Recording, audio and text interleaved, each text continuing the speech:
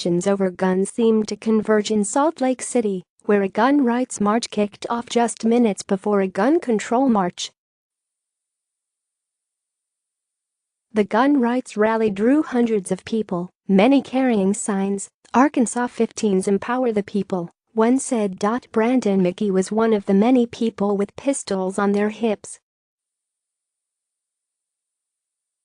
His daughter Kendall, 11, held a sign, "Criminals love gun control."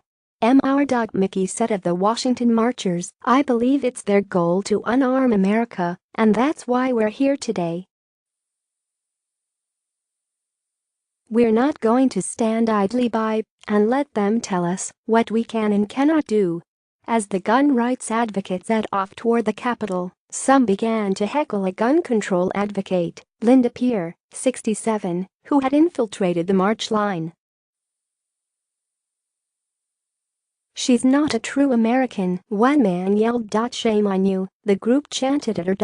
In Boston, a clutch of Second Amendment supporters gathered in front of the State House with signs that said, "Come and take it. We believe in the Second Amendment," said Paul Allen, 62, a retired construction worker who lives in Salisbury, Mass. "You people will interpret it the way you want, and we'll interpret it for what it is, that law-abiding citizens who are true patriots have the right to bear arms." Allen described supporters of gun control as ignorant sheep who are being spoon-fed by liberal teachers. "They haven't read the Constitution and they don't know what it means," he said. Gun rights organizations were mostly quiet about the demonstrations on Saturday. A spokesman for the NRA did not answer several emails requesting comment. On the eve of the march, Colleen Noir, a host on NRA TV, an online video channel produced by the gun group, lashed out at the Parkland students, saying that no one would know your names if someone with a weapon had stopped the gunman at their school.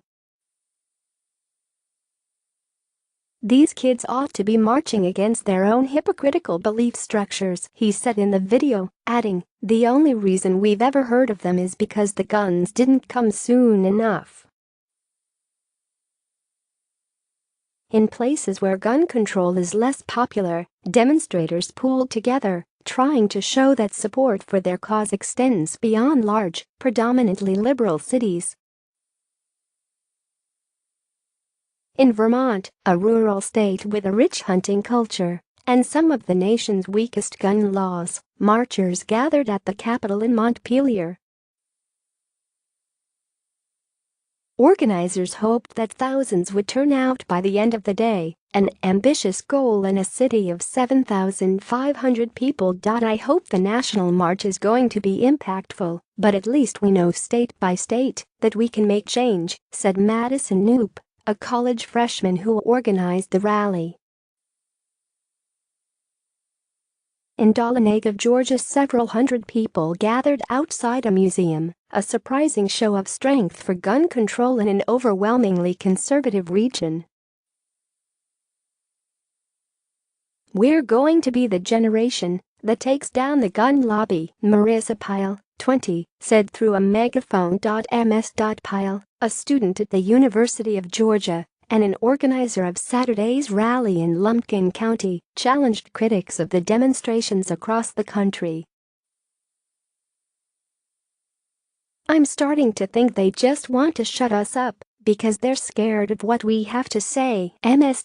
Pyle said. Young people were scattered in a crowd dominated by people in middle age and older.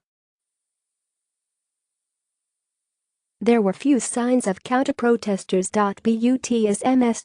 Pyle led a roll call of the Stoneman Douglas victims, a man in a passing vehicle yelled, "Trump! Trump! Trump!"